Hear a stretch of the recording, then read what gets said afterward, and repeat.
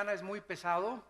Es un mensaje que va a herir las susceptibilidades de muchas personas, porque no podemos nada contra la verdad, sino por la verdad. Y el título del mensaje se llama La historia de la iglesia cristiana. Y vamos a ver desde que se fundó la iglesia en Pentecostés hasta el siglo XXI, cuál ha sido el desarrollo de la iglesia a través de los siglos. Yo no voy a hablar solamente en contra de esta religión o en contra de aquella religión. Voy a exponer simplemente lo que la historia dice acerca de la iglesia cristiana, lo que pueden encontrar ustedes en cualquier libro, en la enciclopedia británica, metiéndose a cualquier página del Vaticano o del protestantismo, ¿verdad? O del hinduismo, etcétera, etcétera. Pero es importante que ustedes como cristianos sepan y conozcan la historia de la iglesia cristiana. Muy bien, la iglesia cristiana, a la cual llamamos cristiana ahorita en el siglo XX, no es una religión. Vamos a partir de esta base. El cristianismo no es una religión. Religiones son el hinduismo, el budismo, el catolicismo romano, etcétera, etcétera. El cristianismo no es una religión, es una relación personal, viva y dinámica con un hombre. Tú puedes ser católico y no ser cristiano. Puedes ser protestante y no ser cristiano. Puedes ser mormón y no ser cristiano. Puedes ser testigo de Jehová y no ser cristiano. ¿Por qué? Porque la religión no te da el cristianismo, te lo da la persona de Jesús viviendo en tu vida. Entonces, el que tiene al Hijo, 1 Juan capítulo 5, tiene la vida. Pero si tú tienes una simple religión y no tienes a Jesucristo, ni tienes una relación con Él a través de la Biblia, tu cristianismo es una mera religión que te persinas, sacas tu estampita de Tadeo, te echas tu agua bendita y te vas a tu casa y de lunes a sábado eres el anticristo. Entonces, el cristianismo es una persona que ha reconocido sus pecados delante de Dios, que reconoce que Cristo en una cruz pagó por ellos, que nunca hubiéramos podido pagar nosotros por nuestros pecados, que le invitamos a nuestra vida y de ahí en adelante comenzamos a caminar y a seguirlo todos los días a través de la Biblia.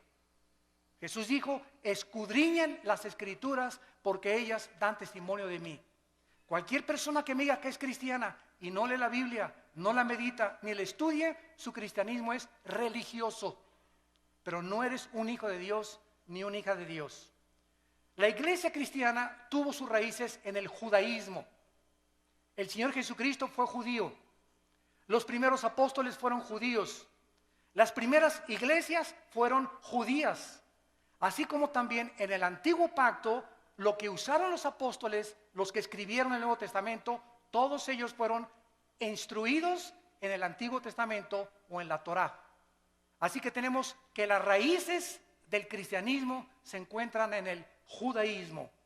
En Hechos capítulo 2 encontramos el primer retrato en la Biblia de lo que es una iglesia cristiana, actitudes que debemos de mantener nosotros también y conservar. Dice Hechos 2:42, y perseveraban en la doctrina de los apóstoles. O sea, los primeros cristianos del siglo I eran discípulos, no eran del domingo nada más, sino que entre semana tomaban estudios con los apóstoles, venían al diplomado, tomaban estudios entre semana, no eran personas de domingo nada más. Los cristianos de domingo nada más son los religiosos, pero no los cristianos. Los cristianos no se conforman con una palabra de Dios el domingo, anhelan, aman, tienen un hambre por la verdad, tienen una pasión que Dios ha encendido en sus corazones como un fuego inextinguible por conocer a Dios. Y si tú no tienes ese fuego que arde dentro de tu vida por conocer a Dios y conocer la verdad, estás muy lejos de llamarte cristiano. Dice la Biblia a continuación que también en la comunión unos con otros, se juntaban unos con otros, comían unos con otros, cenaban unos con otros. Si tú eres cristiano, tus mejores amigos son cristianos. Si tú eres cristiano y tus mejores amigos no son cristianos, no eres cristiano. No significa que no les vas a hablar, Pero el cristiano comienza a buscar amistades cristianas que te ayuden a crecer, te identificas con ellos, porque qué comunión hay entre la luz y las tinieblas. Entonces es imposible, ¿verdad?, que una persona que no camine con Cristo pueda identificarse con una persona que camina con Cristo, porque son intereses totalmente diferentes. Dice la Biblia, en el partimiento del pan, o sea, en la Santa Cena y en las oraciones. Estas características eran importantes porque después de que se formó la iglesia, vino la persecución. El mundo vio a Cristo, el mundo crucificó a Cristo, el mundo también tendría que perseguir a los que siguieran a Cristo. Y no ha cambiado las cosas desde hace 20 siglos. Dice la Biblia en el capítulo 7 de los Hechos, versículo 54 al 60. Oyendo estas cosas, se enfurecían en sus corazones y crujían los dientes contra él. Pero Esteban, lleno del Espíritu Santo, puesto los ojos en el cielo, vio la gloria de Dios y a Jesús que estaba a la diestra de Dios, y dijo: he aquí veo los cielos abiertos y al Hijo del Hombre que está a la diestra de Dios. Entonces ellos, o sea, los religiosos, dando grandes voces, se taparon los oídos y arremetieron con él. Versículo 59, y apedreaban a Esteban mientras él invocaba y decía: Señor Jesús, recibe mi espíritu. Y puesto de rodillas clamó a voz: no les tomes en cuenta este pecado, Señor. Y habiendo dicho esto, durmió. Porque de acuerdo a la Biblia, los cristianos no morimos en el sentido de que nuestra existencia cesa.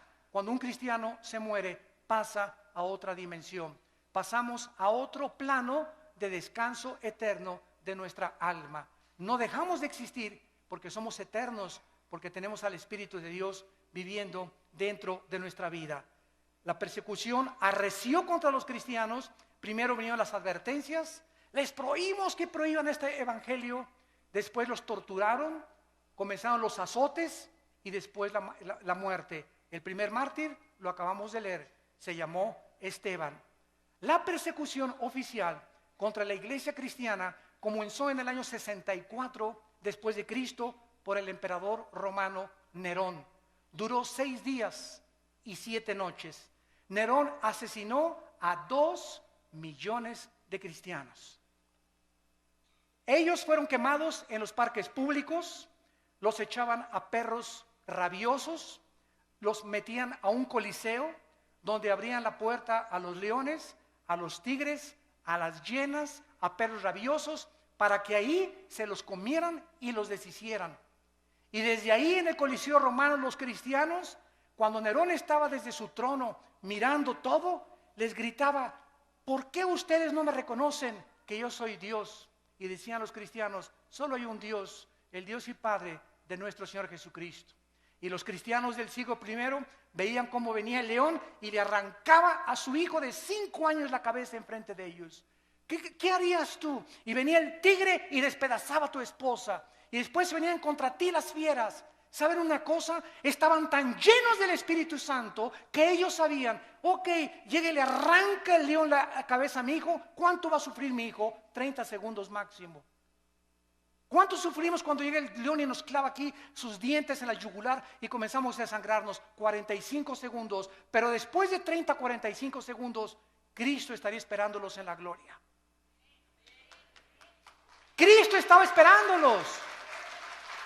La resurrección de Cristo, el hecho de que supieran que Cristo había resucitado de los muertos, fue lo que les impulsó y lo que les llenó de ánimo y de valor para enfrentarse a la muerte. Y dice en Apocalipsis 12 que le hemos vencido porque menospreciamos nuestras vidas hasta la muerte. Para el cristiano el morir es Cristo y el morir es ganancia. Podemos vivir para Cristo, pero cuando morimos, ¿qué es lo máximo que nos puede pasar? Nos está esperando la gloria por causa de que hemos sido fieles a Dios. Pero los cristianos del siglo XXI, ya no voy a la iglesia porque doña Chencha me hizo caras y me hizo fuchi. Ya no voy a la iglesia porque esta no tiene aire acondicionado. Ya no voy a la iglesia. Los cristianos del siglo XXI parece que fueron hechos de mermelada McCormick. Duermen en camas de seda, carros con aire acondicionado, casas con calefacción. Y ahora, como lo vamos a ver más adelante, ahora hasta los predicadores del siglo XX piden ya hospedarse en hoteles 5 estrellas, a que los reciban a la limusina en el aeropuerto y que les den $500 la noche. Y los cristianos del siglo I, el ejemplo que nos dejaron Pablo en caballo, en azotes, en persecuciones, en trampas, vean la Biblia, estos eran los cristianos que marcaron y pavimentaron el camino para la iglesia que somos nosotros. Pero nos hemos tan mal acostumbrado, estamos tan consentidos los cristianos del siglo XXI que ya se nos ha olvidado que no solamente fuimos llamados a creer en Cristo, sino que fuimos llamados a sufrir por Cristo también. Dice la Biblia que después de la persecución fueron esparcidos por todos lados y el evangelio comenzó a expandirse a Europa, a África del Norte y al Medio Oriente. Después se murieron los apóstoles y surgieron los padres de la iglesia, que se llamó los padres apostólicos en el siglo II y III después de Cristo. Se caracterizaron por comenzar a ser discípulos. Los apologistas defendieron la fe, los polemistas defendieron las herejías y los teólogos estudiaban la teología para acabar con las herejías que estaban entrando al cristianismo. Ahorita en el cristianismo, en el siglo XXI, yo que estoy viajando por todo el mundo ahora, me doy cuenta la condición tan patética, tan lastimera y tan triste en la que viven la mayoría de los cristianos. Se comen todo, lo creen todo, hemos llegado a abandonar la Biblia. Si un predicador es famoso le creen, pero ya no estudian la Biblia y ya no hay defensores de la fe, ni personas que tengan el celo de Dios de poder defender la palabra con su propia vida. Vino entonces después la famosa conversión en el año 337 después de Cristo de un emperador que se llamó Constantino. Escuchen, pasaron 3 siglos y no había papas. Pasaron 350 años sin tal cosa como que Pedro fue el primer papa. Si Pedro fue el primer papa, por favor, Virgen de los Remedios, ¿quién fue el segundo papa? ¿Quién fue el tercer papa? Pasaron 350 años sin que hubiera tal papado. El emperador Constantino nombró al obispo de Alejandría y de Constantinopla pontífice. La palabra pontífex en el latín significa constructor de puentes, porque el pontífice comenzó a enseñar que él era el puente entre Dios y los hombres, no Jesucristo, sino ese hombre a quien el emperador romano lo nombró. Y después lo nombró vicario de Cristo, vicarius Dei Filii en latín, que significa representante de Cristo en la tierra. Bueno, el emperador romano, Constantino, iba el 27 de octubre del año 330 más o menos a Milvain en una batalla, y en el cielo vio una cruz. Él dice que vio una cruz que le dijo, signos vincitoris crucifix, bajo este signo vencerás. Constantino cesa la persecución del imperio romano contra los cristianos, ya no los persiguen a los cristianos, y él absorbe el cristianismo constantino como la religión oficial del imperio romano. Y desde Constantino a nuestros días, los cristianos son por herencia y por tradición y no porque han nacido de nuevo. Mi mamá fue católica, yo soy católico. Mi papá es budista, yo soy budista. Y así los padres heredan la religión sin que los hijos se hayan convertido a Cristo verdaderamente. Quiero decirles que Teodosio en el año 395 hizo oficial el decreto y ahora los cristianos, todos absolutamente, por ser hijos de padres cristianos, eran cristianos también. Vinieron después, en el siglo IX y X, en el año 1095, las cruzadas. El Vaticano, para recobrar la Tierra Santa de los musulmanes, ordenó 7 cruzadas en total. El papado apareció por primera vez hasta el siglo VI. 600 años pasaron sin que hubiera un jefe representante de todos los cristianos en el mundo. Alcanzó su cenit el papado en el siglo XIII y desde entonces hasta el siglo XVIII ha comenzado a menguar la influencia de Roma sobre el pueblo. La palabra papa significa pater en el latín, que fue aplicada a los padres de la iglesia. En el año 500 después de Cristo comenzó a limitarse al obispo de Roma nada más y después se convirtió en el papa o en el jefe de todo el Sacro Imperio Romano. Durante 500 años, repito, no hubo papas. El primer papa, apúntalo, fue Gregorio I.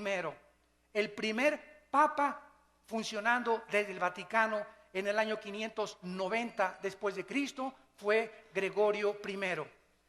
Cuando el papa asumió el Vaticano, cerraron la Biblia y se hizo un decreto que nadie podía leer la Biblia. Le pusieron un candado a las escrituras más que con el permiso del Vaticano. Muy bien, cerraron la Biblia y entonces los hombres comenzaron a introducir al cristianismo más de 30 herejías. Permítanme leerles algunas de ellas. En el año 375 después de Cristo comienzan a decir el obispo que a los santos son intercesores de nosotros. En el año 450 se establece el celibato sacerdotal, que un hombre para servir a Dios no necesita estar casado, necesita estar soltero para servir a Dios. De ahí viene el grande problema de la pederastia, que últimamente han culpado a millones de personas y de obispos y cardenales que han protegido a muchos curas que violan a los niños menores de edad. ¿Por qué? Porque los pobres sacerdotes, ¿verdad?, les prohíben casarse y ahorita se calcula que el 80% de los sacerdotes en el mundo tienen una esposa. A escondidas, de luego, debajo de la cama la tienen ahí guardada. Y la mayoría de ellos tienen hijos también, porque el Vaticano no ha querido entender que la Biblia en 1 Timoteo capítulo 3 la Biblia ordena que los hombres de Dios es mejor que estén casados.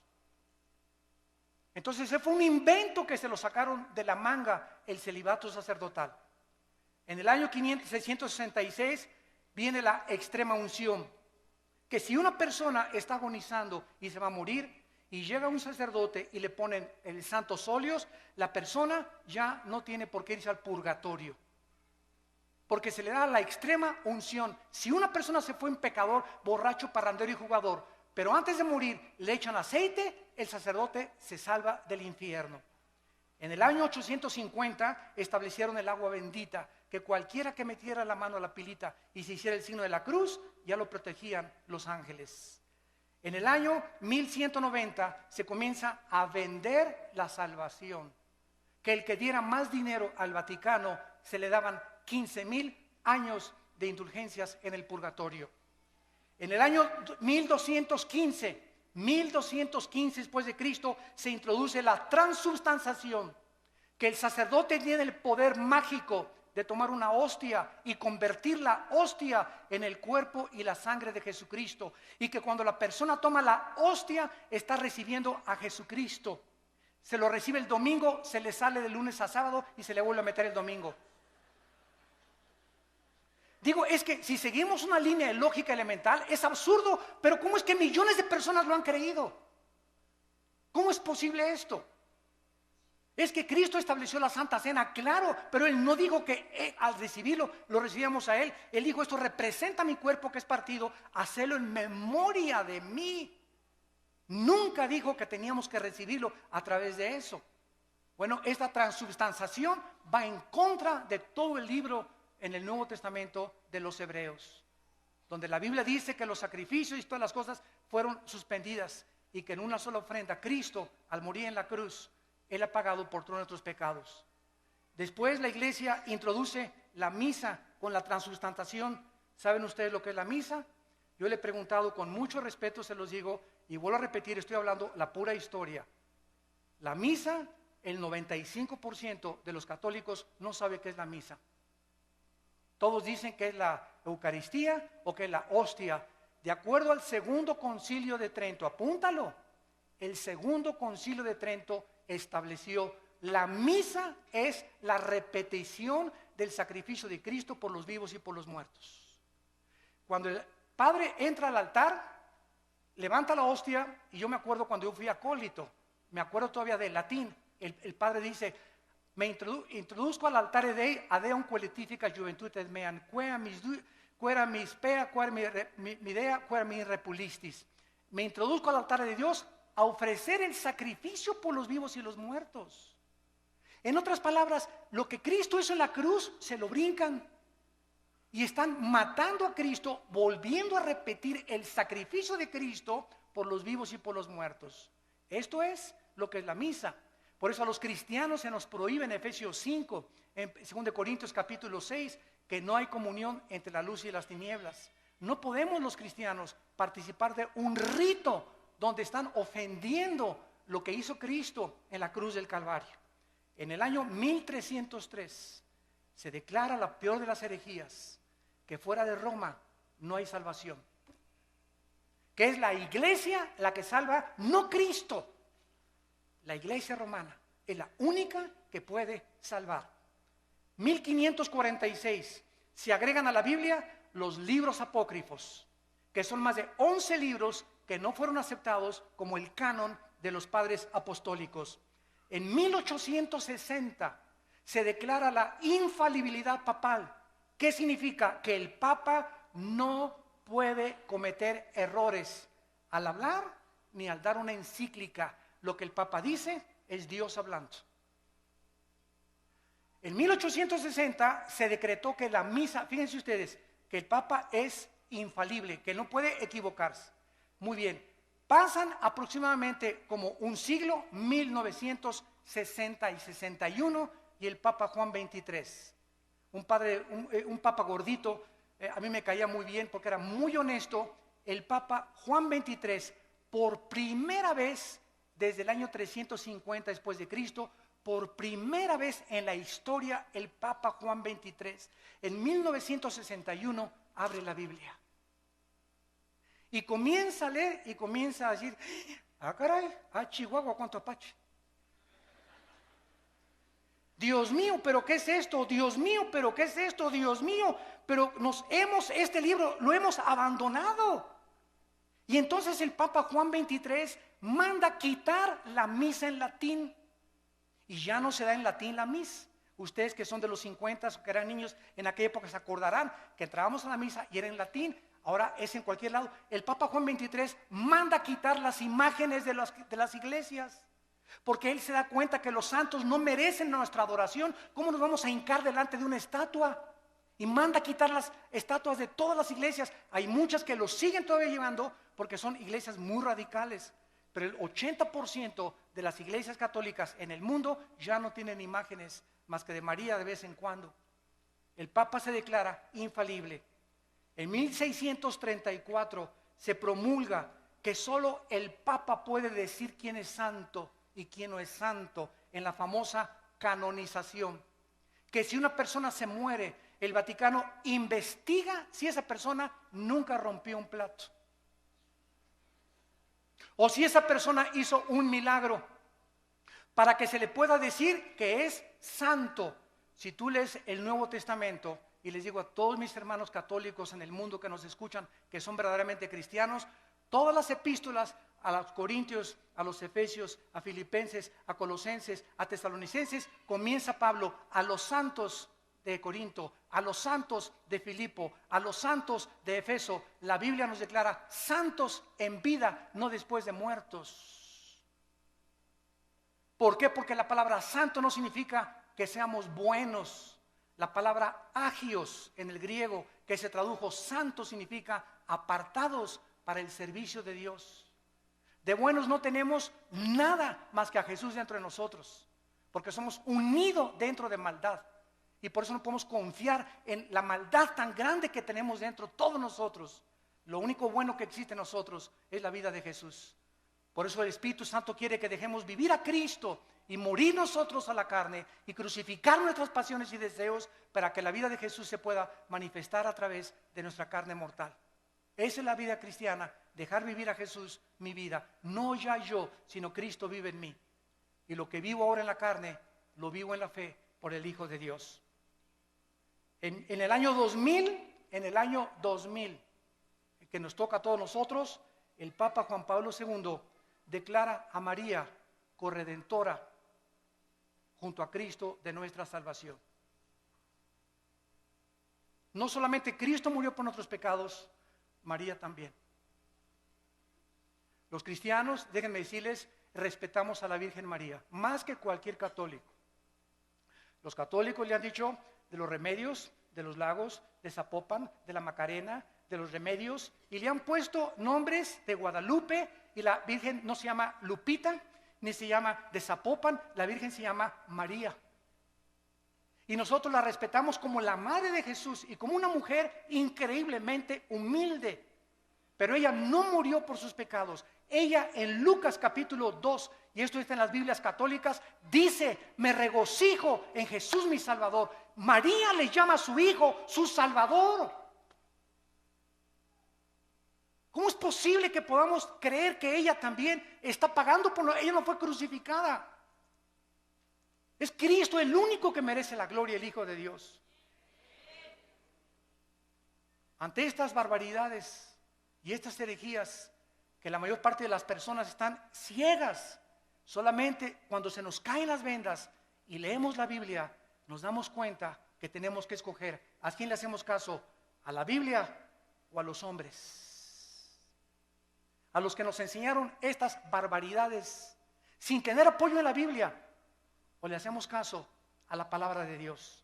En Gálatas 1, del 6 al 8, dice la Biblia que si alguien anuncia otro evangelio, o si alguien predica otra verdad que la que no está en la Biblia, queda bajo maldición. En 1 Timoteo capítulo 6, del 3 al 5 dice: si alguno enseña otra cosa y no se resume solamente y conforma a las palabras sanas de Jesucristo, nada sabe, está envanecido, delira acerca de cuestiones, contiendas donde nacen envidias, pleitos, disputas de hombres necios, pervertidos, que han desechado la verdad de Jesucristo. La Biblia es la única guía, la única lámpara, la única luz que nosotros podemos tener. Sea la Biblia veraz, sean los hombres mentirosos. Después de esto vino la famosa Inquisición, que fue el colmo de Roma.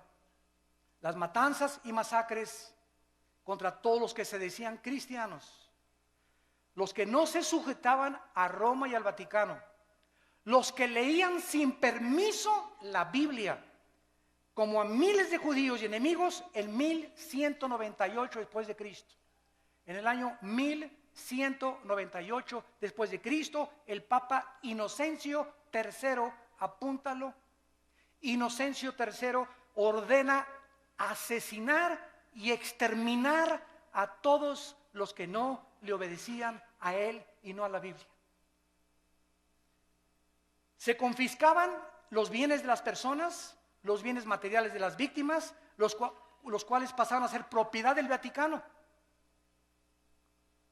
Francia, España, Italia y Alemania y los Países Bajos sufrieron los errores en el nombre de Dios. Se comenzó a matar a la gente en el nombre de Dios. La religión, no el cristianismo. Por eso comenzamos poniendo las bases. El hecho que lo hayan hecho en el nombre de Dios no era el Dios de la Biblia, era el Dios que ellos han inventado. Solo en los años 1540 a 1570, el Vaticano asesinó a más de 1 millón de personas, más de 1 millón de personas en el nombre de Cristo. El Vaticano usó la Inquisición para mantener su poder.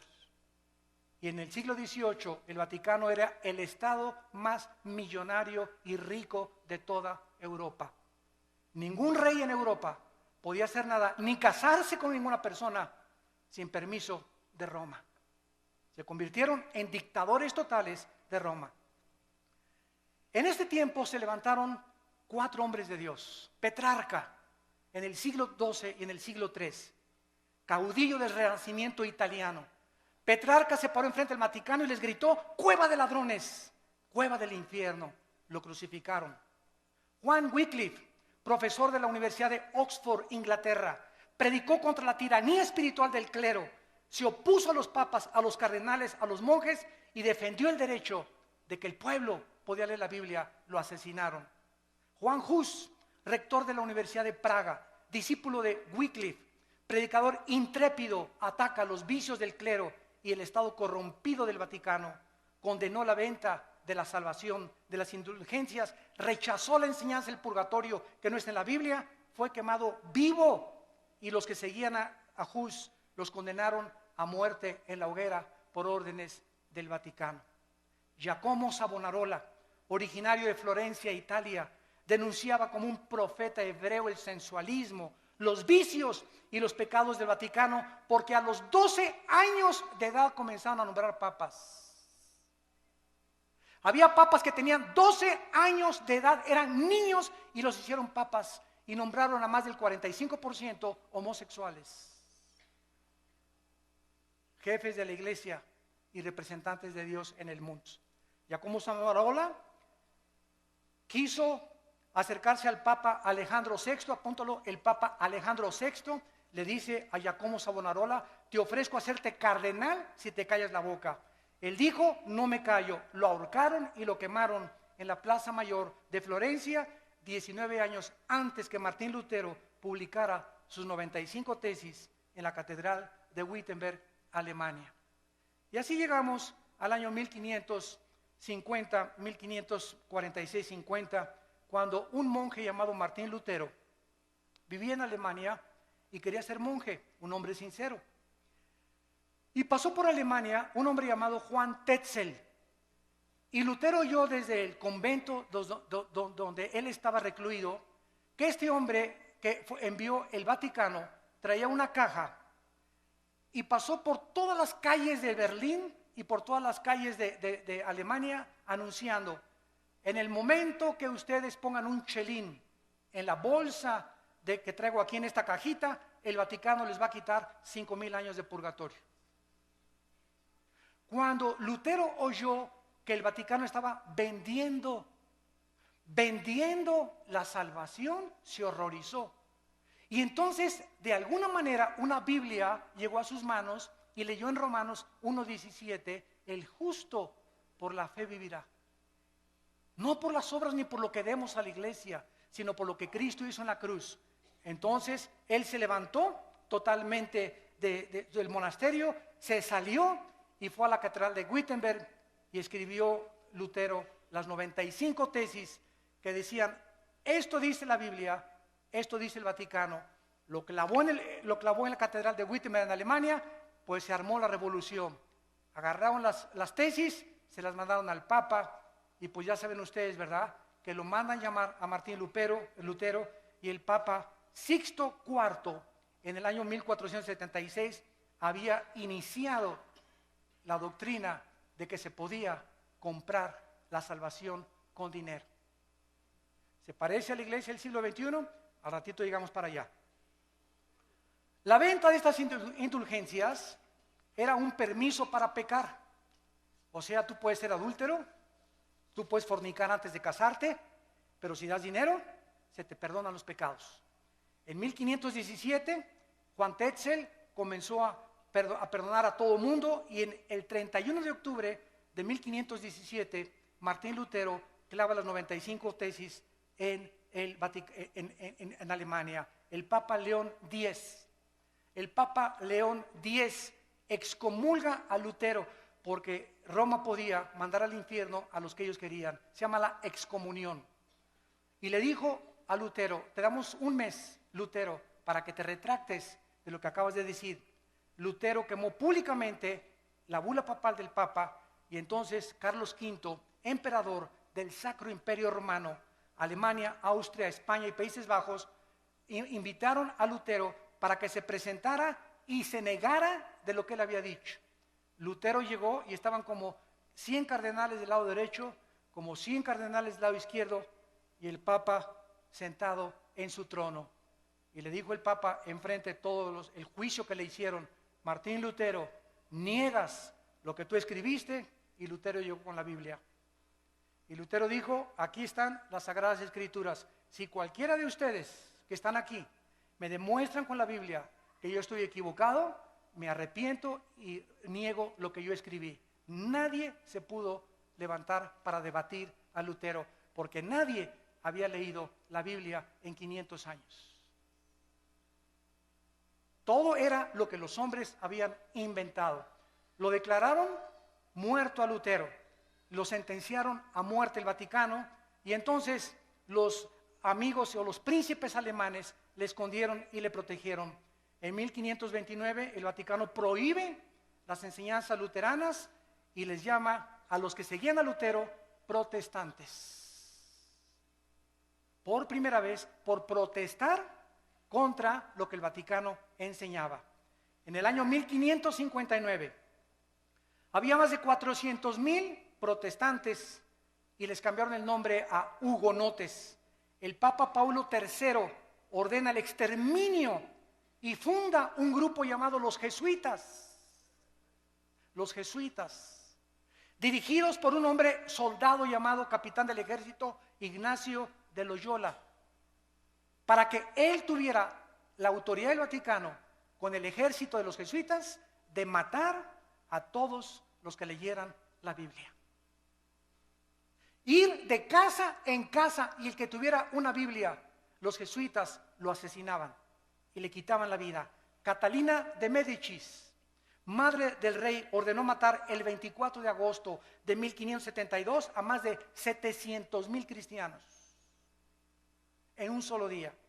En memoria de la matanza, mandó el Vaticano acuñar una moneda que se llamó la moneda de Médicis, para celebrar que habían matado a 700,000 cristianos. Bueno, en 1607 viene toda la persecución en Europa. ¿Y qué hacen los cristianos en Europa?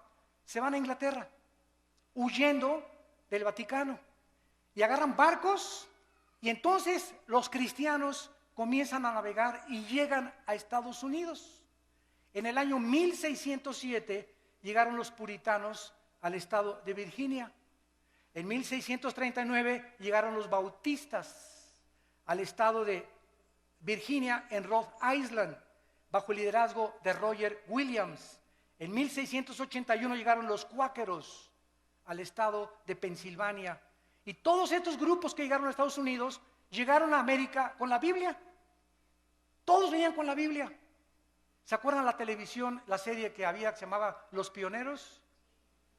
Estados Unidos es la primera nación en el mundo, en la historia, la primera nación fundada en este libro. La Constitución la hicieron basada en la Biblia, a las monedas les pusieron In God We Trust, en Dios confiamos, y todo comenzó a crecer con la palabra de Dios. Después vinieron las misiones y tenemos las vidas como David Livingstone, Hudson Taylor, que se fueron a la China a evangelizar a los chinos, a Guillermo Carey a la India, Morrison, Moffat, todos estos hombres que dejaron el confort de sus vidas y se fueron a predicar el evangelio al mundo entero. Y entonces llegamos al siglo XIX, o el siglo finales del siglo XIX, principio del siglo XX, cuando comienza la apostasía de las iglesias protestantes o cristianas, como les llamamos ahora, evangélicas. A mediados del siglo XIX, escúcheme con cuidado, todas las principales universidades norteamericanas, escuchen, Harvard, Princeton y Yale, fueron fundadas por pastores. Las más grandes universidades del mundo ahorita, Princeton, Yale y Harvard, fueron fundadas por pastores con principios de la Biblia. Pero ¿qué sucedió? Que comenzaron a mandar a los estudiantes a Europa. Y en Europa en el siglo XX comenzó el racionalismo francés y el ateísmo alemán, donde Jacques Rousseau y todos los grandes ateos del siglo XX comenzaron a atacar la Biblia, y los cristianos que venían de Europa, estudiantes que llegaron a enseñar en los seminarios teológicos norteamericanos, comenzaron a introducir todas las herejías del racionalismo filosófico europeo, y comenzó a leudarse poco a poco las iglesias protestantes o las iglesias evangélicas. Quiero nombrarles a ustedes las 8 verdades fundamentales del cristianismo, los 8 pilares sobre los cuales debe estar edificada una iglesia o una persona que es cristiana. Número 1, la inspiración de la Biblia como la única regla de fe y conducta. Solo la Biblia es nuestra regla de fe y conducta. No la Biblia más los sacramentos. La Biblia más la perla de gran precio, como los mormones. La Biblia más doctrinas y convenios de los mormones. La Biblia más las enseñanzas de la atalaya, como los testigos de Jehová. Todas las sectas se caracterizan por la Biblia más otra cosa. El cristiano es solo la Escritura, solo la Biblia, solo la fe. En segundo lugar, el nacimiento virginal de Cristo. Cristo nació virginalmente mediante una virgen llamada María. Número 3, la deidad de Cristo. Cristo tenía dos naturalezas, la naturaleza humana, que fue la que murió en la cruz, y tenía la naturaleza divina. Jesús dijo, el que me ha visto a mí, ha visto al Padre. Número 4, la doctrina de la Trinidad. El Padre, el Hijo y el Espíritu Santo son la misma esencia, manifestado en tres diferentes personas. Número 5, la resurrección de Jesucristo corporal. Los testigos de Jehová enseñan que resucitó en gases. Nosotros decimos, la Biblia dice que resucitó físicamente. Número 6, la salvación por gracia sin las obras de la ley. Ahora hay una doctrina en el cristianismo que se llama que se puede perder la salvación. Cuando una persona me dice, ahora que estuvimos mi hermano y yo en un país de Sudamérica, teníamos ahí como 500 pastores y todos me preguntaron, hermano Alducin, ¿se pierde la salvación? Y yo les dije lo siguiente, es tan fácil como esto. Roma dice, la salvación más los sacramentos igual a la salvación. O sea, es por gracia, pero también las obras te dan la salvación. Esa doctrina entró a nuestras iglesias. Y ahora los que dicen que se pierde la salvación, dicen esto, no, yo acepto que Cristo me salvó por gracia, pero me tengo que portar bien y ya no tengo que pecar para poder entrar al cielo. O sea, están agregándole méritos a la obra de Cristo. Hay 5 pasajes en el Nuevo Testamento que implican o que parecen enseñar que se pierde la salvación. Como Apocalipsis 3:5, el que no venciere será borrado del libro de la vida. A ver, hermano, aquí dice que será borrado el libro de la vida. Le digo, mira, léelo con cuidado, por eso tenemos que estudiar la Biblia. ¿Quiénes va a borrar del libro de la vida? Los que no son vencedores. Ah, pues sí, ¿verdad? ¿Y quiénes son los vencedores? 1 Juan 5, 4 y 5, los que somos hijos de Dios. Entonces, claro que los somos hijos de Dios, nunca van a ser borrados del libro de la vida. Ah, pues chino, chavieso. Y así comenzamos a ver que cada pasaje que usan para disque enseñar que se pierde la salvación, lo sacan fuera del contexto y hacen un pretexto de la palabra de Dios. Número 7, la redención es por la sangre de Cristo, no por la misa ni por ninguna otra cosa. Y número 8, necesitamos nacer de nuevo. El ser humano necesita ser regenerado para entrar al reino de Dios. Muy bien, y terminamos con lo que es la apostasía de la iglesia en el siglo XXI. Abróchense el cinturón. Ahora voy a hablar lo que está pasando en las iglesias cristianas y que necesitamos nosotros los predicadores pasarle la estafeta a nuestros jóvenes, a la segunda generación, y volver a enseñarles a que regresemos a la Biblia otra vez, porque los cristianos del siglo XXI estamos abandonando la Biblia. Y si estamos criticando a Roma que vende la salvación, yo conozco iglesias cristianas que venden la salvación. Ya no tenemos por qué jactarnos ni presumir que somos mejor que el Vaticano. Por eso les dije, les voy a hablar la verdad. Yo conozco iglesias que venden la salvación y predicadores en la televisión que te venden la salvación. Si tú les mandas $50. En 1960-70 comenzó un cura católico en Centroamérica llamado Camilo Torres. Yo admiro a este hombre.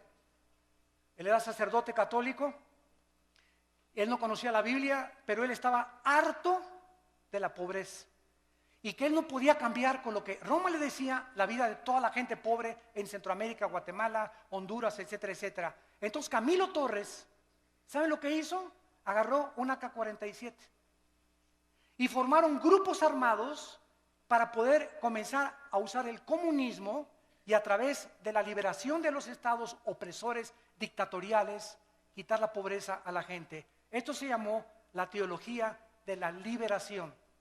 que fue una mezcla de cristianismo con el comunismo.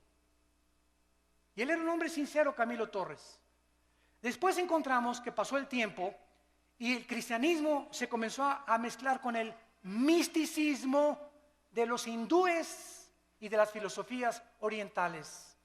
Comenzamos a darles en los 70s y en los 80s del siglo pasado, a darle más experiencia y más validez a las experiencias místicas, y se comenzó a propagar la mentira.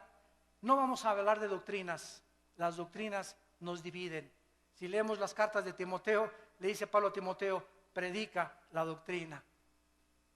Y comenzaron a decir, no hablemos de doctrinas, vamos a hablar mejor del amor, porque las doctrinas nos dividen. El pueblo de Dios comenzó a enseñar que si tú no hablas en lenguas, no tienes a Cristo. Que si no hablas en lenguas, no tienes el bautismo del Espíritu Santo. Esto es una herejía. Porque el don de lenguas, gracias a Dios por él, y no estamos en contra de este don. Gracias a Dios los que ustedes tienen ese don. Pero enseñar que si no lo tienes, no tienes al Espíritu Santo, es una herejía. Porque toda la historia de la iglesia, los más grandes hombres de Dios del siglo pasado y del siglo XXI, ninguno nunca ha hablado en lenguas. Entonces no eran cristianos de acuerdo a esta enseñanza. Se comenzó a propagar la risa santa. Y comenzó a decir que era de Dios. Risa santa le llamaron. Y se comenzaron a tirar al suelo, muertos de la risa. Y comenzaron a filmarlos todos los enemigos del evangelio. Y comenzaron ya en el suelo a ladrar como perros. Comenzaron a ladrar como animales. Después vino el vómito santo. Es santo. En la iglesia, enfrente de todos, que porque lo que salía era el bautismo del Señor. Después comenzaron a mandar por la televisión trapos ungidos. Quiero decirles que si me mandan $100, este trapito se ungió con aceite de Israel. A mí qué me importa que haya sido con aceite de Metepec. El aceite del Antiguo Testamento no era el santo, representaba la unción. No había nada del aceite que fuera santo, era el símbolo que él representaba nada más. Y ahora la gente, porque este es aceite de Jerusalén, ya tiene más validez que el aceite de olivo o que el aceite que hacen en cualquier otro lado.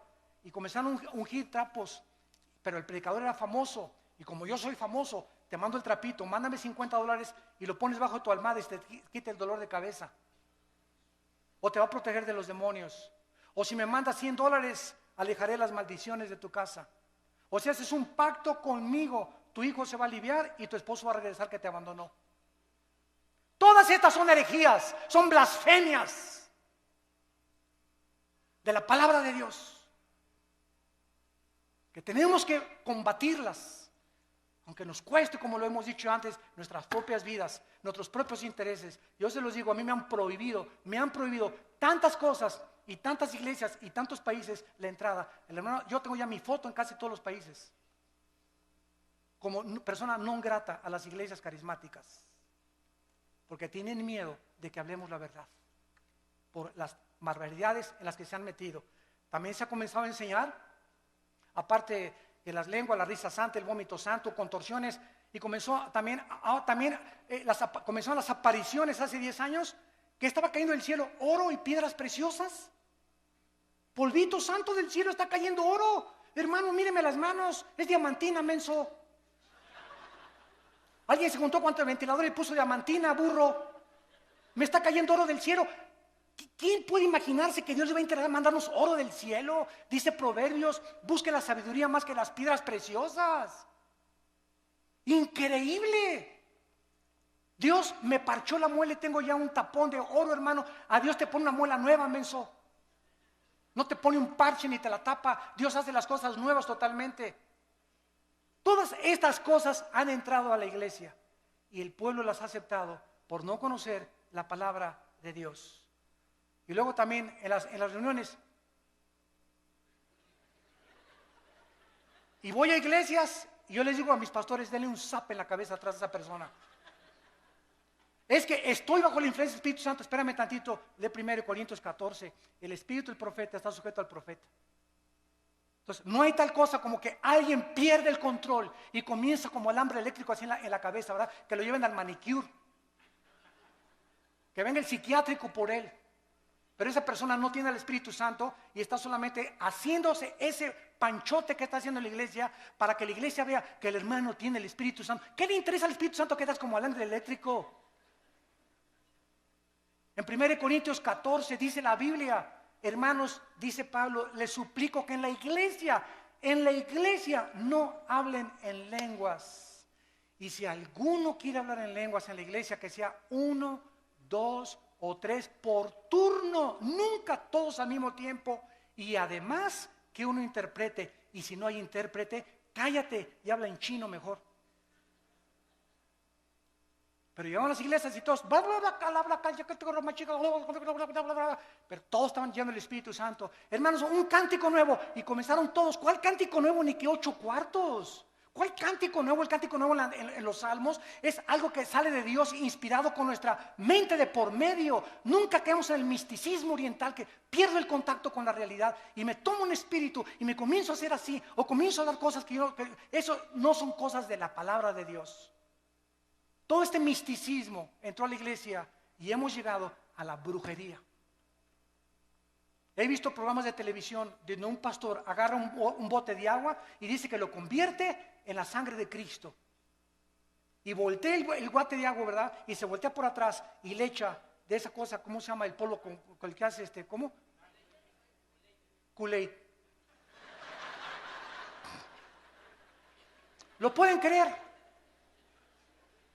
Otra señora en la televisión hace poco pasó y dijo, fórmense aquí los de $1,000 y aquí los de $500. Y agarró un billete y lo pegó aquí en el oído. El dinero habla. Ahora aquí los de $1,000 y aquí los de 500, y se ve en el video, lo pueden ustedes ver, se ve en el video, pasa una señora con unas alajitas y esta predicadora es mujer, agarra las palajitas y le dice, no, esto no vale $100, vete. Cuando la Biblia dice, cada quien dé como propuso en su corazón, ¿cómo puede alguien atreverse a decir que es predicadora o que es profeta cuando ella tiene que decirles, si te das de 1,000 o te das de 500, que no sea menos de 500 ni menos de 1,000? Los de 1,000 aquí y los de 500 acá. Los de 1,000, denme su libro porque van a ser mis discípulos preferidos. A eso está llegando la iglesia cristiana y todos están como mensos, creyéndose todo, comiéndose todo, y ya no hay discernimiento absolutamente de la palabra de Dios. Y ahora viene también la teología de la prosperidad. Virgen de la Macarena. Se enseña que Dios quiere que todos seamos ricos, que si tú mandas una ofrenda te vas a hacer rico o te vas a tener la prosperidad económica. Y claro que Dios quiere prosperarnos. Y claro que Dios quiere bendecirnos. Segunda de Juan, yo quiero que prospere tu vida y tu vida espiritual y tu vida social y tu vida económica, pero nunca se predica el precio que hay que pagar para esta bendición de Dios, y es la santidad. No es mandar para que Dios me dé, comenzamos a vender y comenzamos a hacer negocio con Dios. Es como los famosos pactos, ¿verdad? Los pactos ya se acabaron. A Dios le haces promesas, los pactos los inicia Dios. Ya no hay ninguna cosa que un hombre haga pactos con Dios. Hacemos los pactos nosotros, ya estamos bajo el pacto de sangre y ese pacto es incondicional. Ya no hay ningún otro pacto que hacer más que obedecer las sagradas escrituras. Cobrar por predicar. Me hablan el otro día de un país de Sudamérica. Hermano Alducin, lo invitamos a una cruzada aquí. Sí, con mucho gusto voy a orar. ¿Cuánto van a ser sus honorarios? ¿Cuánto van a ser sus honorarios? Me preguntan muchos pastores que nos están oyendo por televisión también. ¿Cómo que cuántos son mis honorarios? Pues sí, hermano, es que los predicadores que hemos invitado nos cobran $500 la noche con traje oscuro, con traje azul. Si quieren que llore, $50 más. Da risa, ¿verdad? Pero es la verdad. Que los recojamos en limusín, de desayuno, queso, cottage con uvas nada más, con agua una tal marca, que los transportemos en helicóptero, y el que trae avión, que le paguemos $10,000 para la gasolina del avión. O sea, el hermano viene nomás 3 días y le pagan la gasolina de un mes. Y les digo a los hermanos pastores, esos son mercenarios del evangelio. Mercenarios del evangelio, blasfemos del evangelio. Dice 1 Corintios capítulo 9. Versículo 16, 1 Corintios 9, 16. Si anuncio el Evangelio, dice Pablo, no tengo por qué gloriarme. Me es impuesta necesidad.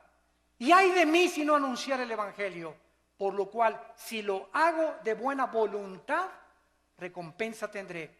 Pero si de mala voluntad, la comisión me ha sido encomendada. ¿Cuál es mi galardón? Que predicando el Evangelio, presente gratuitamente el Evangelio de Cristo. ¿Qué me dicen los hermanos? Bueno, ¿qué nos piden entonces, hermano Alducin? Miren, pues págame el avión y un hotel, no importa si es una estrella. Ahora que fui a Guatemala estuve en un hotel, ¿verdad? De una estrella, creo que el ventilador casi me cae en la cabeza. Anduve 2 veces en burro y en caballo. No había ni en qué transportarme al estadio donde fue la cruzada de casi la mayoría de indígenas. Imagínense ustedes, ¿somos mejores que Cristo y que Pablo nosotros? ¿Qué pastores pirruration y qué nada? Exigir esas cosas, ¿cómo es posible? Que hemos llegado a ese grado. Nos hace llorar, nos hace hervir de enojo, con una ira santa contra la palabra de Dios.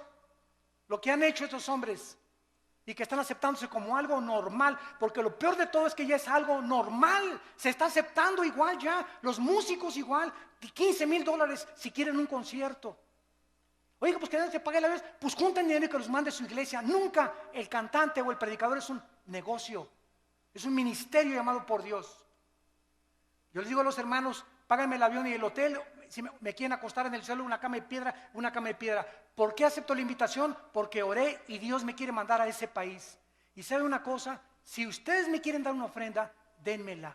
Y si no me quieren dar una ofrenda, no me la den, porque yo no voy por ustedes, yo dependo del Dios Altísimo que está en el cielo.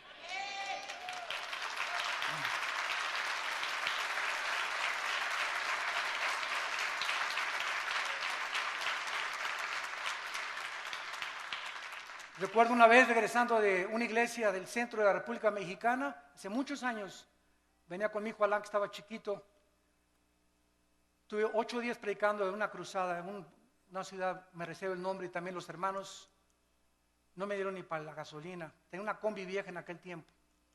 Cuando pasábamos, Alan y yo tuvimos que empeñar nuestros zapatos que traíamos y el reloj que traía para pagar la caseta y regresar a casa.